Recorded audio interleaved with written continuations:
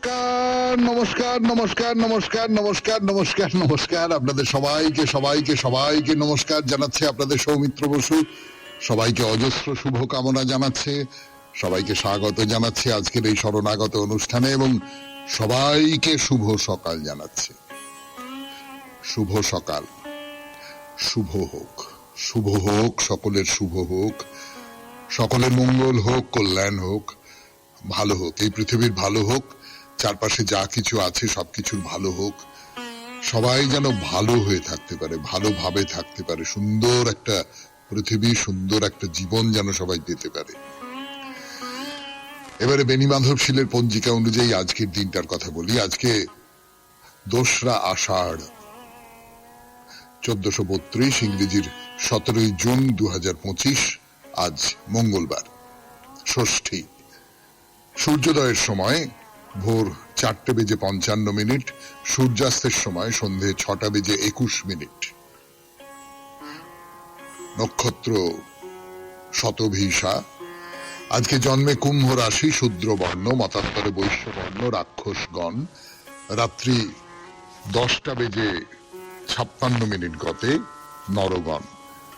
আমাদের হোয়াটসঅ্যাপে চিঠি পাঠাবার নাম্বার 9831922927। চিঠির গোড়ায় অতি অবশ্যই SG লিখতে হবে। এবার তাহলে আজকের অনুষ্ঠান সম্পর্কে বলি।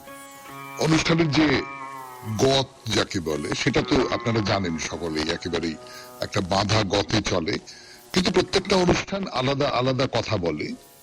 সেটা তো প্রথমে পুরাণ চিরন্তন যে নিয়ে কথা বলছে এখন, তাহলে পুত্র, এবং পুত্রের নানান রকম ধরন আছে। পাণ্ডু কুন্তিকে বলছেন যে কত রকমের পুত্র আছে, সেসব কথা বলছেন তিনি। তার মধ্যে দুটো ভাগ আছে পুত্রের।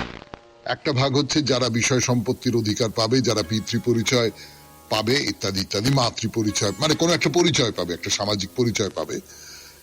আর একটা ধরনের পুত্রের কথাই বলা হচ্ছে যারা ওই সম্পত্তির ভাগটা পাবে না। তো সেই ভাগের মধ্যে আমরা বলছিলাম দত্ত বা দত্তক পুত্র, সেই সূত্র ধরে পুত্রীর কথা বলছিলাম। আমরা বলেছিলাম শান্তা, দশরথের কন্যা বলে যাকে জানি, ঋষ্যশৃঙ্গর সঙ্গে যার বিয়ে হয়েছিল এবং দেশে প্রভূত মড়ক দেখা দিয়েছে, তখন এই শান্তার সঙ্গে ঋষ্যশৃঙ্গের মিলনের ফলেই আবার বৃষ্টি এলো। সেই কাহিনী আমরা জানি, রামায়ণের কাহিনী। তো সেই শান্তা। আর একজনের কথা বলবো যে নারীকে, কন্যাকে দত্তক নেওয়া হয়েছিল, তার কথা বলবো। তিনি হচ্ছেন কুন্তী। তারপরে চলে যাব স্বামী বিবেকানন্দের রচনা থেকে পাঠ। এই পর্বে কর্মজীবনে বেদান্ত, 3য় পর্ব, সেখান থেকে পড়ে শোনাবো আপনাদের।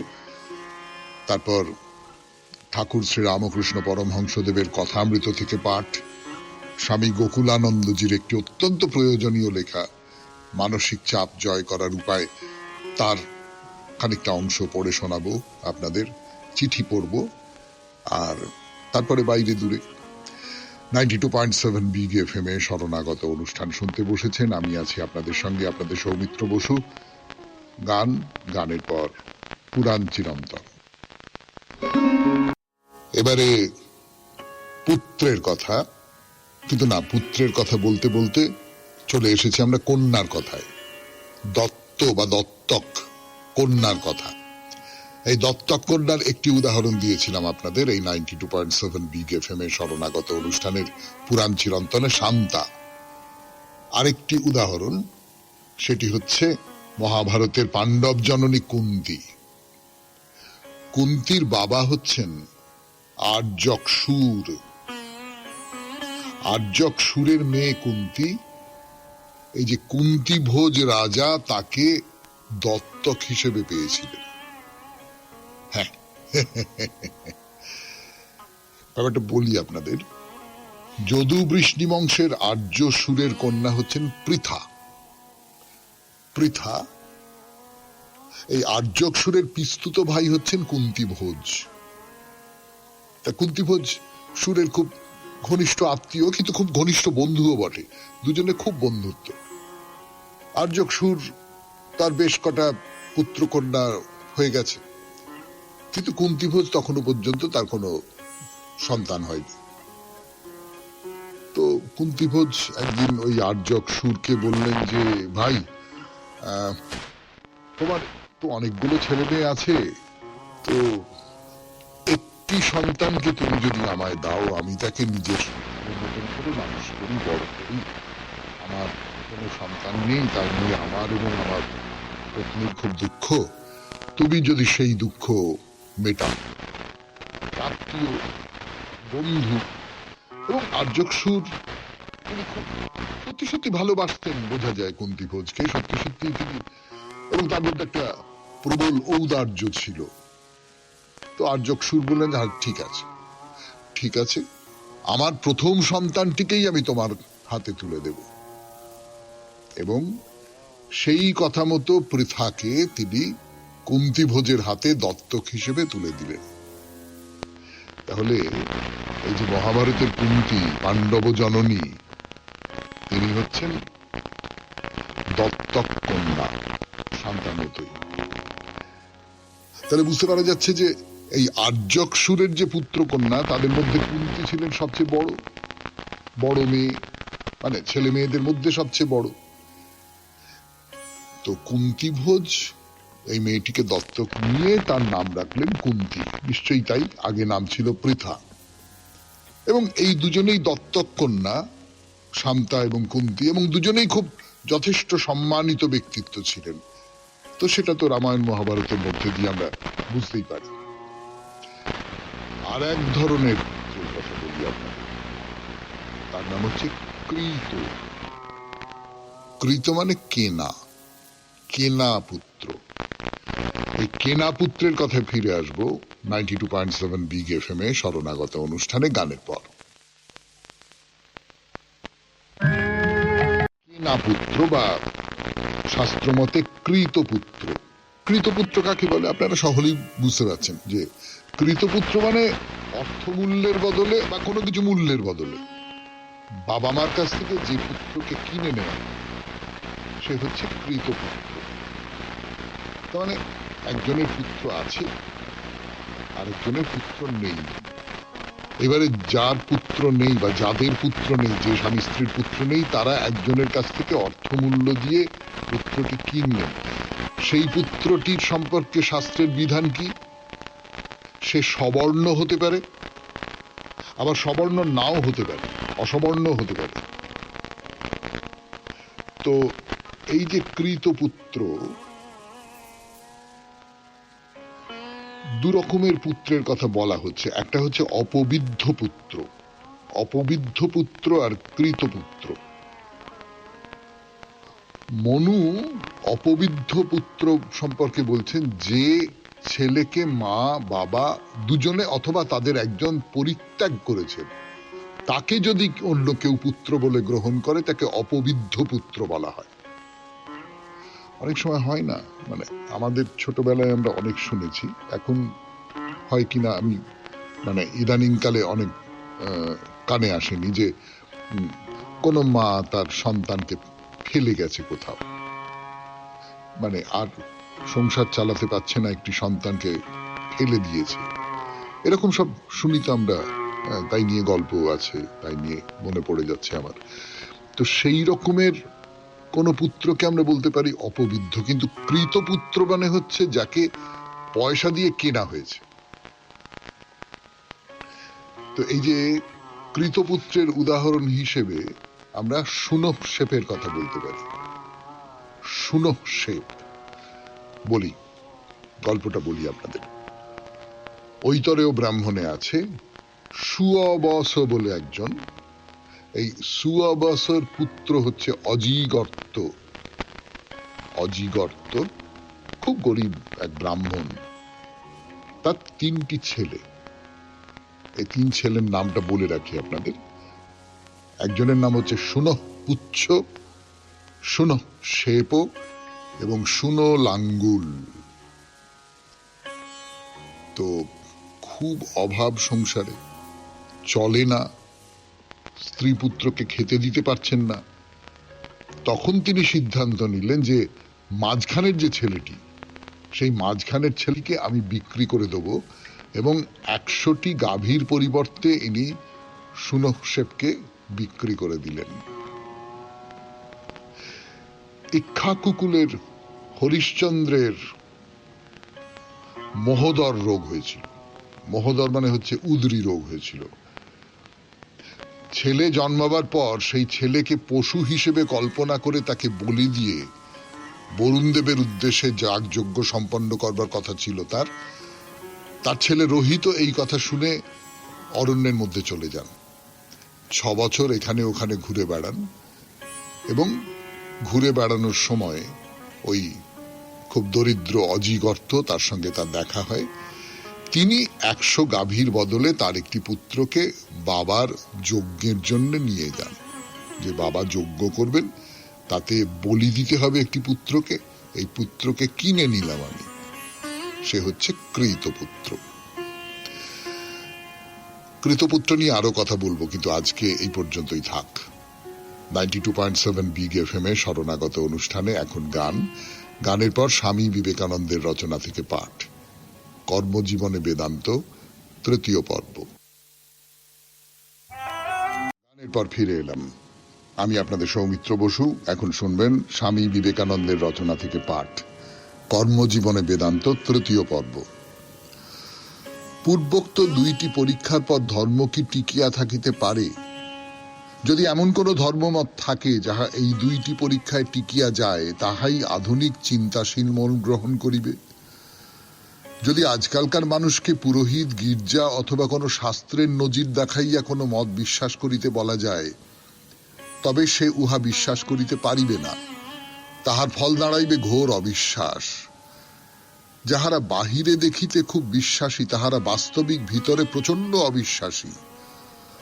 অবশিষ্ট লোকে ধর্ম একেবারে ছাড়িয়া দেয়, উহা হইতে দূরে পলাইয়া যায়, যেন ধর্মের সহিত কোনো সম্পর্কই রাখিতে চায় না। ধর্মকে তাহারা পুরোহিতদের জুয়াচুরি মনে করে। ধর্ম এখন এক প্রকার জাতীয় ভাবে পরিণত হইয়াছে। ধর্ম আমাদের প্রাচীন সমাজের একটি মহান উত্তরাধিকার, অতএব ইহাকে থাকিতে দাও, ইহাই আমাদের ভাব। কিন্তু আধুনিক লোকের পূর্বপুরুষ ধর্মের জন্য যে প্রকৃত আগ্রহ বোধ করিতেন, এখন তাহা নাই। লোকে ধর্মকে এখন আর যুক্তিসঙ্গত মনে করে না। এইরূপ সগুণ ঈশ্বর ও সৃষ্টির ধারণা, যাহাকে সচরাচর সকল ধর্মেই একেশ্বরবাদ বলে, তাহাতে এখন লোকের প্রাণ তৃপ্ত হয় না। আর ভারতে বৌদ্ধদের প্রভাবে একেশ্বরবাদ প্রবল হইতে পারে নাই, এবং এই বিষয়েই বৌদ্ধেরা প্রাচীনকালে জয়লাভ করিয়াছিলেন।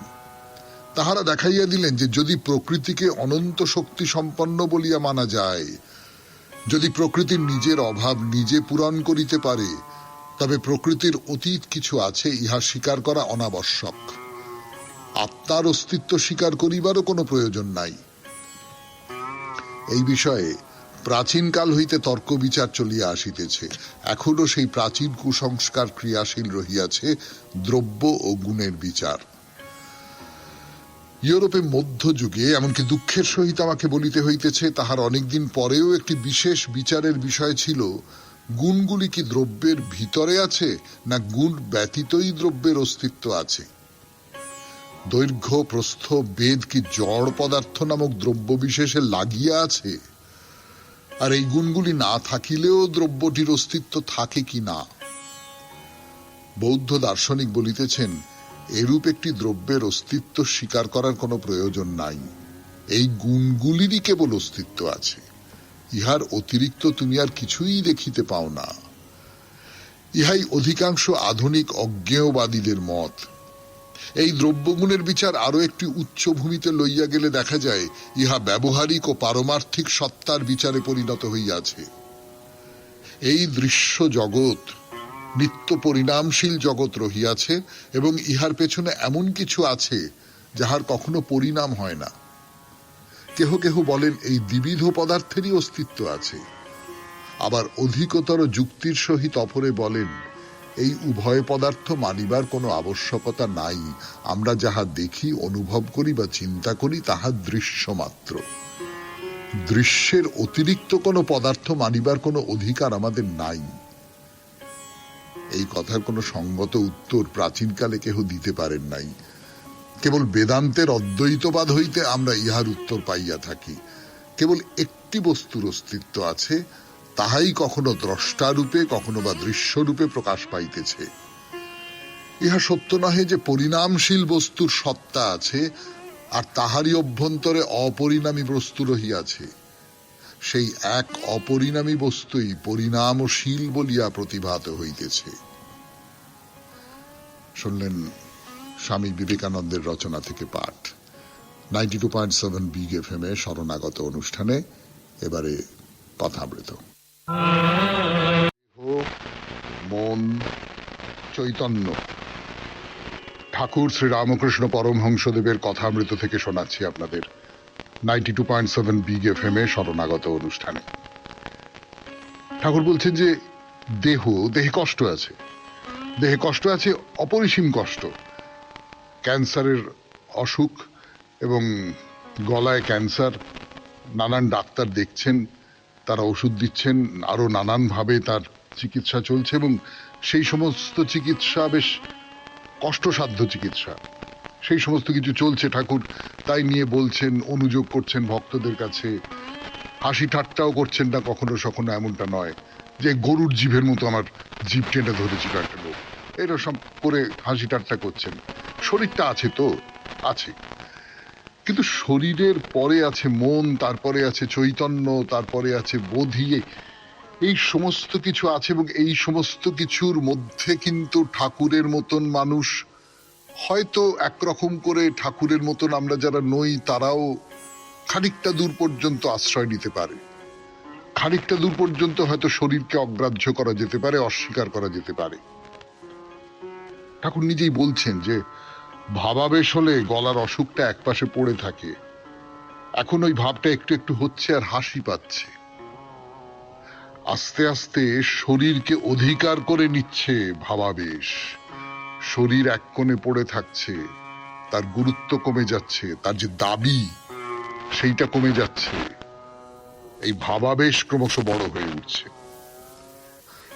আবার এই সঙ্গে সঙ্গে সংসার সম্পর্কে যে সচেতনতা, সেই সচেতনতাটাও আছে। এইটা কিন্তু এটা আমরা চৈতন্যদেবের ক্ষেত্রে আপনারা লক্ষ্য করেছেন নিশ্চয়ই। চৈতন্যদেব এমন অনেক সিদ্ধান্ত নিয়েছেন যে সিদ্ধান্তগুলো আমাদের মনে হয়েছে এটা কেন করলেন, এইরকম করে কেন, এতটা নিষ্ঠুর কেন হলেন। কিন্তু চৈতন্যদেবের মনে হয়েছিল যে সমাজ সংসার আছে, একটা মানুষজন আছে, চারপাশে যে মানুষজন ছড়ানো আছে, তারা কি বলবে এইটা খুব গুরুত্বপূর্ণ। মানে আমি যদি আজকের ভাষায় বলি তাহলে ইমেজ রক্ষা করাটা খুব গুরুত্বপূর্ণ। একজন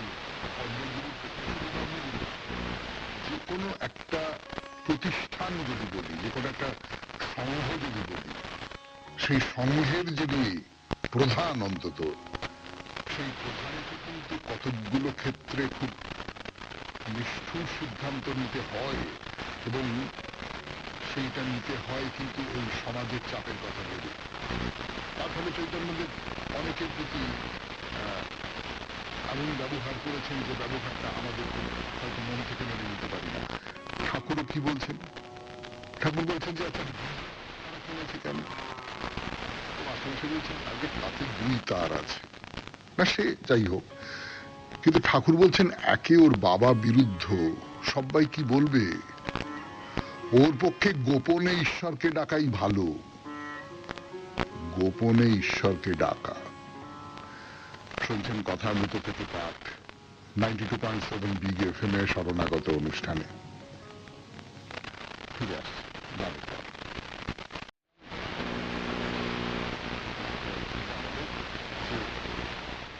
বলছেন যে ওর পক্ষে গোপনে ঈশ্বরকে ডাকা, তার মানে ঈশ্বরকে আমি ওই রকম করে যদি ডাকি যাতে করে আমার বাবা আমার বিরুদ্ধতা করেন, পছন্দ না করেন, আমার চারপাশের পরিবার ইত্যাদি ইত্যাদি যদি তার বিরুদ্ধতা করে, আমার সংসারের মানুষজন যদি বিরুদ্ধতা করে, তাহলে তো আমি অনেকগুলো শত্রুর মুখোমুখি হয়ে গেলাম। কি দরকার আছে আমি গোপনে ঈশ্বরকে ডাকি? আমি মশারির ভেতর রাত্রির বেলা শোবার আগে বা ভোরবেলা ঘুম থেকে উঠে ঈশ্বরকে ডাকি, তন্ময় হয়ে ডাকি, ব্যাকুল হয়ে ডাকি, ডাকার মতন করে ডাকি।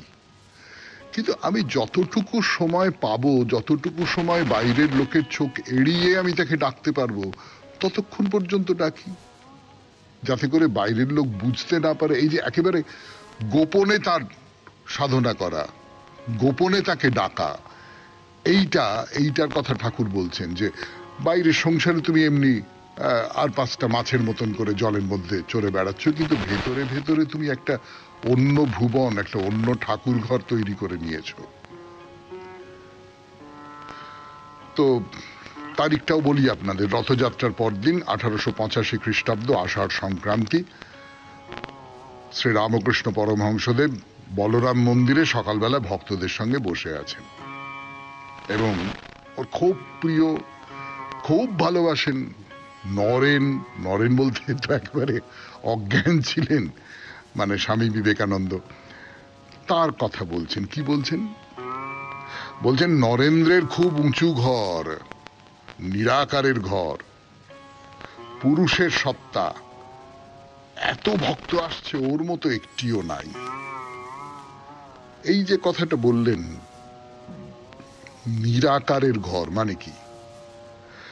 মানে আমি যখন দেবতার অর্চনা করছি, আমি যখন ঈশ্বরের আরাধনা করছি, তখন আমি একটা পর্যায় পর্যন্ত আমি কোনো একটা মূর্তিকে পুজো করছি।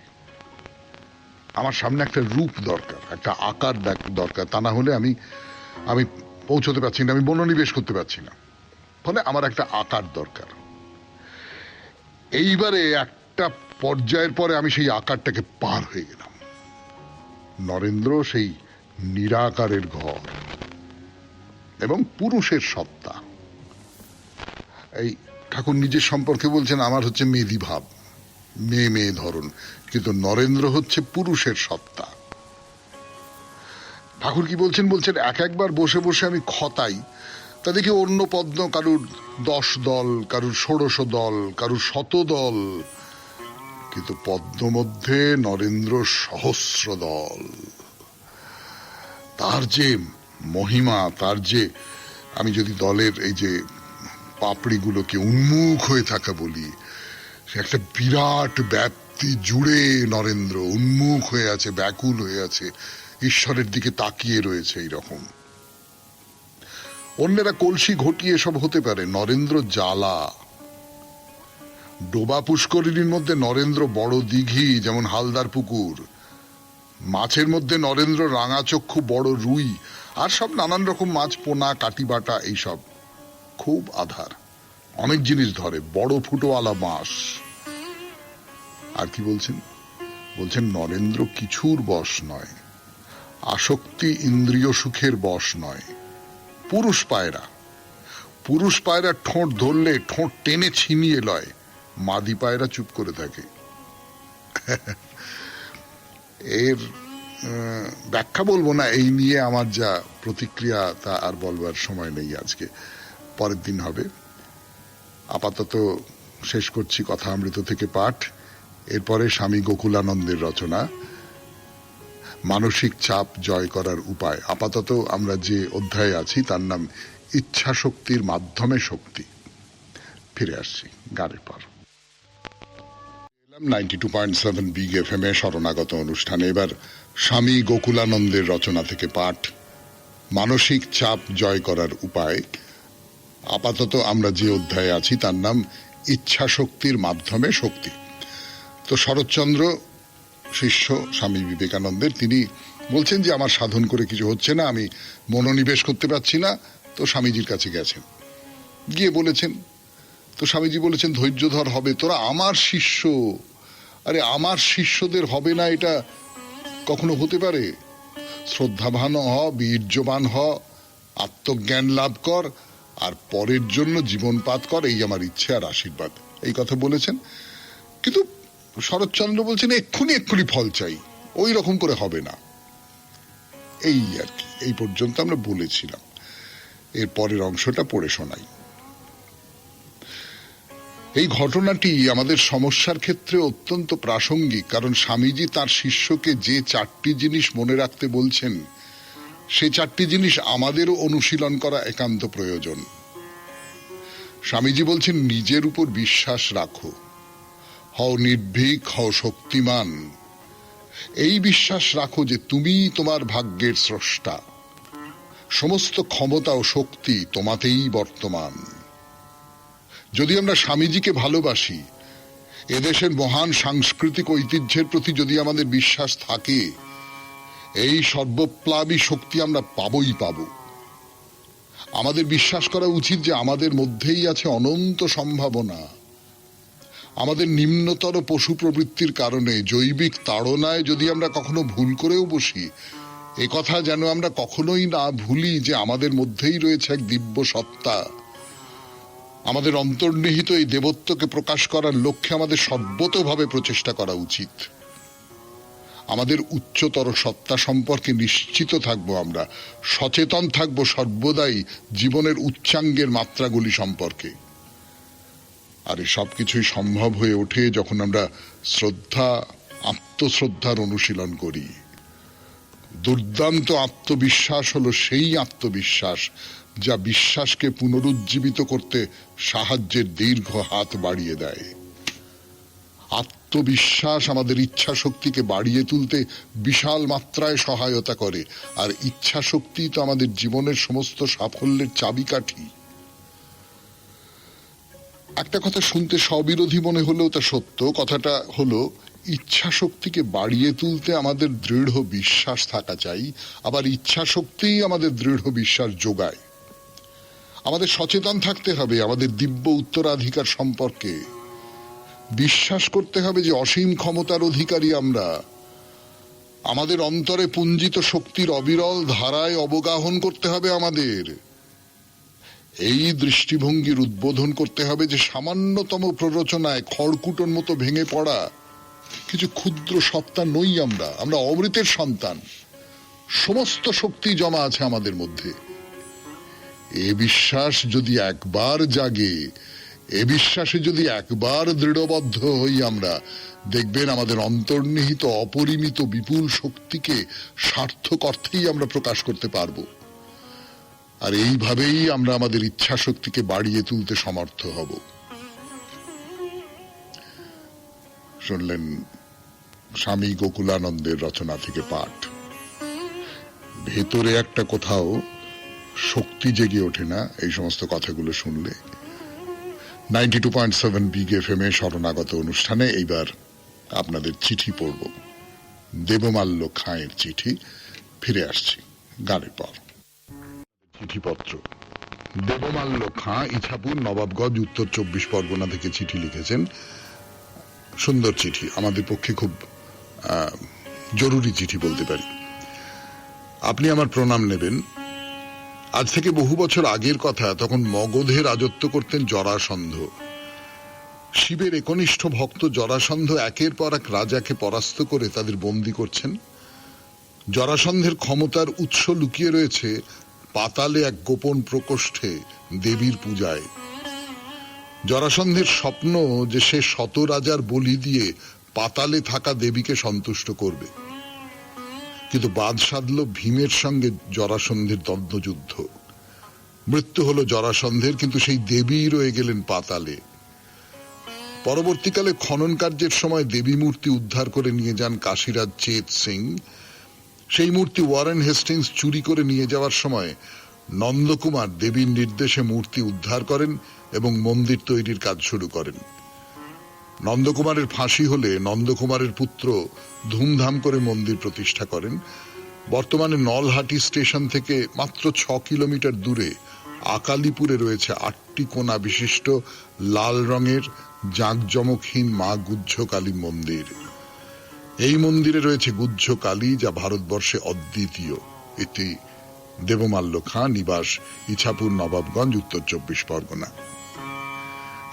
আকালিপুরের কথা আমরা বলেছি, অনেকদিন আগে বলেছি। নানান মন্দিরে ঘুরে ঘুরে বেড়াতাম, এখনো বেড়াই। তো সেই রকম আকালিপুরের মন্দিরের কথা বলেছিলাম। একবার ঘুরে দেখে আসতে পারেন। চমৎকার মন্দির, কিন্তু ভালো লাগবে। অবশ্য এই গরমে বেরোনোটা কোনো কাজের কথা নয়। এই মন্দির দর্শনটা আমরা খানিকটা ঠান্ডা পড়ুক তার জন্য তুলে রেখে দিতে পারি। চিঠিপত্রের পর এবার বাইরে দূরে 92.7 বিগ এফএম এ শরণাগত অনুষ্ঠানে আমি আছি আপনাদের সঙ্গে, আপনাদের সৌমিত্র বলে। গরমটাই পড়েছে না, প্রচন্ড গরম, হাঁসফাঁস করছি একবারে। এবং বিশেষ করে একটু যদি দুপুরের দিকটা রোদ্দুরে বাইরে বেরোনো যায় তাহলে মনে হয় সমস্ত শরীর থেকে কে যেন সমস্ত জীবনী শক্তি এবারে শুষে ফাঁপা করে দিচ্ছে শরীরটাকে। তো এই অবস্থায় আমরা এখন আছি মিরিকে। স্বপ্নের মতন লাগছে না? মিরিকে রয়েছি আমরা। মিরিকে একটা বিখ্যাত মনেস্টারি, বোকার যে ধন চয়েখর লিং মনেস্টারি, সোজা কথায় বোকার মনেস্টারি বা বোকার মঠ। তো মিরিকের আর একটা বড় বৈশিষ্ট্য হচ্ছে এখানে একটা লেক আছে, মানুষের তৈরি করা লেক, মানুষ কেটেছে। সেটা খুব প্রাকৃতিক লেক বলতে যেটা বোঝায় একেবারেই সেটা নয়, মানুষের তৈরি। পর্যটন কেন্দ্র হিসেবে মিরিককে তৈরি করা হয়েছে, তখন এই লেকটাই সরোবরটা তৈরি করা হয়েছে। এর পোশাকি নাম হচ্ছে সুমেন্দু লেক। তবে সুমেন্দু লেক টেক লোকে বলে না, ওই মিরিক লেক বলেই সকলে জানে। তার বাইরে এখানে প্রচুর চা বাগান আছে, প্রচুর চা বাগান। পাহাড় নেমে গেছে, পাহাড়ের ঢালে ঢালে ঢালে ঢালে চা বাগান। ওই আমি শুনেছিলাম, সত্যি মিথ্যে জানি না, আপনারা আমি যদি ভুল বলি তাহলে ঠিক করে দেবেন। সেটা হচ্ছে পাহাড়ের ঢালে চা বাগানগুলো হয় যাতে করে পাহাড়ের জল, বৃষ্টির জল আর কি, এসে চা বাগানে পড়ে সেটা নেমে চলে যাবে আর কি, কোথাও জল জমে থাকবে না, এইরকম একটা দরকার। সেই জন্য পাহাড়ি অঞ্চলে চা বাগান খুব হয়। তো ভারী চমৎকার একটা আবহাওয়া, যেটা দিয়ে শুরু করলাম আজকের এই বাইরে দূরে। যে এই প্রচন্ড গরম, এইখান থেকে হঠাৎ যদি মিরিকে চলে যাই তাহলে একেবারে প্রাকৃতিক ভাবে এসি আর কি। রাস্তাঘাটও বেশ ভালো। তবে ওই একটা কথা বলবার, সেটা হচ্ছে যে এখন অনেক বাড়িঘর হয়ে গেছে, শহর হয়ে গেছে।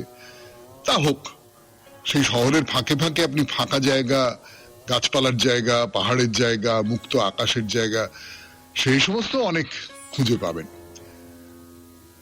তো মিরিক লেকের কথা বললাম, এটা তৈরি হয়েছিল 1970 খ্রিস্টাব্দে। পশ্চিমবঙ্গ সরকারের পর্যটন বিভাগ এটা তৈরি করেছিলেন। তো এই তো ছোট করে মিরিকের পরিচয় দেওয়া গেল। এইবারে আমরা এই যে মঠটা, সেই মঠটার কথায় আসি।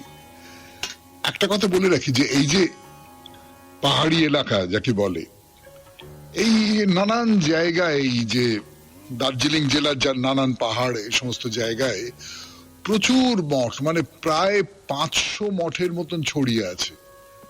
যে সমস্ত জায়গায় আপনারা জানেন যে এগুলো কেবলমাত্র ধর্মস্থান নয়, এখানে কিন্তু বৌদ্ধ ধর্মের শিক্ষা এবং অনুশীলন হয়।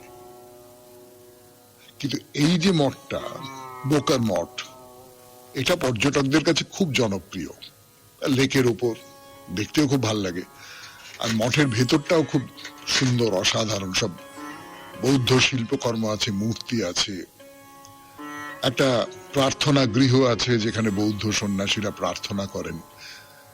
এইটা হচ্ছে উত্তরবঙ্গের দ্বিতীয় বৃহত্তম মনেস্টারি।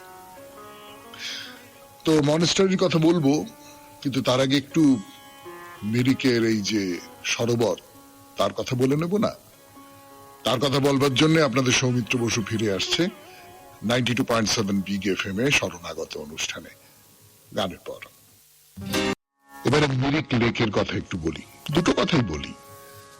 এমনিতে এই যে মিরিক লেক বা সরোবর, জায়গাটা খুব সুন্দর। তো পাহাড়, চা বাগান, এবং এই মিরিক যেহেতু জায়গাটার নাম, তাই মিরিক লেক হয়ে গেছে। তো এই যে মিরিক লেক, এটা কত বড় বলুন তো? কত বড়? প্রায় 1.25 কিলোমিটার জুড়ে এই মিরিক লেক বিস্তৃত, মানে 1.25, 1.25 কিলোমিটার এলাকা জুড়ে, 16 হেক্টর এলাকা জুড়ে, 16 হেক্টর এলাকা এই লেকটা। তো এইবারে বলি আপনাদের এই মনেস্টারি বা মঠটার কথা। তার বাইরে ডন বস্কো রয়েছে, চার্চ, রামকৃষ্ণ আশ্রম রয়েছে। ওই নেপালে ঢোকবার যে রাস্তা সেটা এইটা দিয়ে যায়, মানে ওই কাঠমান্ডুর দিকে আপনি চলে যেতে পারেন। ভারী সুন্দর চমৎকার একটা বাজার রয়েছে।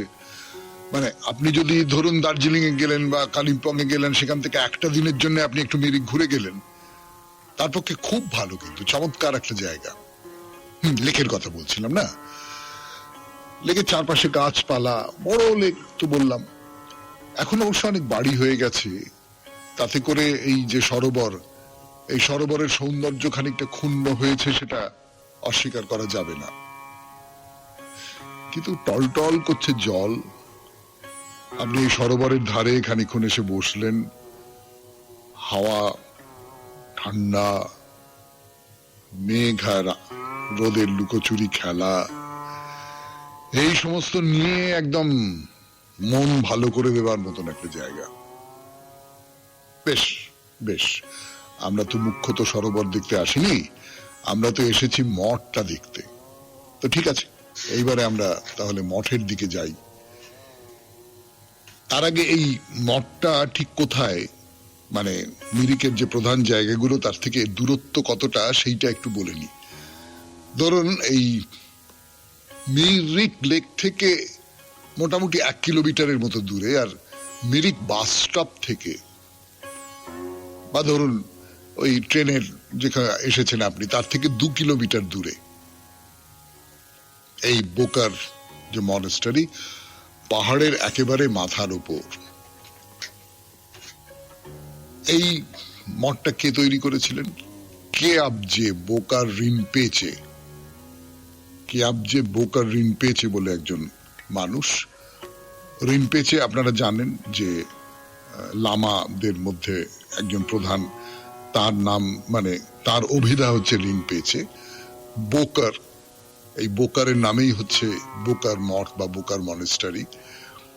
প্রথমে এটা একটা ছোট শিক্ষা কেন্দ্র ছিল, বলা বাহুল্য বৌদ্ধ ধর্মের শিক্ষা কেন্দ্র। তো বহু ছাত্র এখানে আসেন, বৌদ্ধ ধর্মের চর্চা করেন, এবং তারা এবং এমনি মানুষ, তারা খুব অনুরোধ করেন এটাকে বড় করুন, বড় করুন, আরো অনেক ছাত্র যাতে আসতে পারে, আরো অনেক ছাত্র যাতে শিক্ষিত হতে পারে, বৌদ্ধ ধর্মে বৌদ্ধ আচারে শিক্ষিত হতে পারে, তার জন্য এটাকে বড় করুন। তার ফলে এইটা অনেকটা বড় একটা চেহারা নিয়েছে। একটা যারা এখানকার যারা মঙ্ক, সাধু, তাদের শিক্ষণ কেন্দ্র, প্রধান শিক্ষণ কেন্দ্র হয়ে উঠল। আজকের মতো এই পর্যন্তই থাক, আবার পরের দিন বলা যাবে এই মঠের কথা। তাহলে আজকের মতো শেষ করি। শরণাগত, আমাদের হোয়াটসঅ্যাপে চিঠি পাঠাবার নাম্বার 9831922927। চিঠির গোড়ায় অতি অবশ্যই SG লিখতে হবে। এবারে রবীন্দ্রনাথের কবিতা দিয়ে শেষ সপ্তকের দ্বিতীয় কবিতা। অন্য কথা পরে হবে, গোড়াতেই বলে রাখি, তুমি চা পাঠিয়েছো, পেয়েছি। এতদিন খবর দিইনি, সেটা আমার স্বভাবের বিশেষত্ব। যেমন আমার ছবি আঁকা, চিঠি লেখাও তেমনি। ঘটনার ডাকপিয়নগিরি করে না সে, নিজেরই সংবাদ সে নিজে। জগতের রূপের আনাগোনা চলছে, সেই সঙ্গে আমার ছবিও এক একটি রূপ, অজানা থেকে বেরিয়ে আসছে জানার দ্বারে। সে প্রতিরূপ নয়, মনের মধ্যে ভাঙা গড়া কতই জোড়া তারা। কিছু বা তার ঘনিয়ে ওঠে ভাবে, কিছু বা তার ফুটে ওঠে চিত্রে। এতদিন এইসব আকাশ বিহারীদের ধরেছি কথার ফাঁদে। মন তখন বাতাসে ছিল কান পেতে, যে ভাব ধ্বনি খোঁজে তারই খোঁজে। আজকাল সে আছে চোখ মেলে, রেখার বিশ্বে খোলা রাস্তায় বেরিয়ে পড়েছে দেখবে বলে। সে তাকায় আর বলে, দেখলাম। সংসারটা আকারের মহাযাত্রা কোন চিরজাগরুকের সামনে দিয়ে চলেছে, তিনিও নীরবে বলছেন, দেখলাম। আদি যুগের রঙ্গমঞ্চের সম্মুখে সংকেত এলো, খোলো আবরণ। বাষ্পের জবনিকা গেল উঠে, রূপের নটিরা এলো বাহির হয়ে, ইন্দ্রের সহস্র চক্ষু তিনি দেখলেন। তার দেখা আর তার সৃষ্টি একই, চিত্রকর তিনি। তার দেখার মহোৎসব দেশে দেশে, কালে কালে। খুব ভালো থাকবেন, আনন্দে থাকবেন। নমস্কার। নমস্কার নমস্কার নমস্কার নমস্কার নমস্কার নমস্কার আপনাদের সবাইকে সবাইকে সবাইকে নমস্কার জানাচ্ছে আপনাদের সৌমিত্র বসু। সবাইকে অজস্র শুভকামনা জানাচ্ছে, সবাইকে স্বাগত জানাচ্ছি আজকের এই শরণাগত অনুষ্ঠানে, এবং সবাইকে শুভ সকাল জানাচ্ছে। শুভ সকাল, শুভ হোক, শুভ হোক, সকলের শুভ হোক, সকলের মঙ্গল হোক, কল্যাণ হোক, ভালো হোক, এই পৃথিবীর ভালো হোক, চারপাশে যা কিছু আছে সবকিছুর ভালো হোক। সবাই যেন ভালো হয়ে থাকতে পারে, ভালোভাবে থাকতে পারে, সুন্দর একটা পৃথিবী, সুন্দর একটা জীবন যেন সবাই পেতে পারে। এবারে বেণীমাধব শীলের পঞ্জিকা অনুযায়ী আজকের দিনটার কথা বলি। আজকে 2রা আষাঢ়, 1432, ইংরেজির 17ই জুন 2025। আজ মঙ্গলবার, ষষ্ঠী। সূর্যোদয়ের সময় ভোর 4:55, সূর্যাস্তের সময় সন্ধে 6:21। নক্ষত্র শতভিষা। আজকে জন্মে কুম্ভ রাশি, শূদ্র বর্ণ, মতান্তরে বৈশ্য বর্ণ, রাক্ষসগণ। রাত্রি 10:56 গতে নরগণ। আমাদের হোয়াটসঅ্যাপে চিঠি পাঠাবার নাম্বার 9831922927। চিঠির গোড়ায় অতি অবশ্যই SG লিখতে হবে। এবার তাহলে আজকের অনুষ্ঠান সম্পর্কে বলি। অনুষ্ঠানের যে গত যাকে বলে সেটা তো আপনারা জানেন সকলেই, একেবারেই একটা বাঁধা গতে চলে, কিন্তু প্রত্যেকটা অনুষ্ঠান আলাদা আলাদা কথা বলে। সেটা তো প্রথমে পুরাণ চিরন্তন যে নিয়ে কথা বলছে এখন, তাহলে পুত্র, এবং পুত্রের নানান রকম ধরন আছে। পাণ্ডু কুন্তিকে বলছেন যে কত রকমের পুত্র আছে, সেসব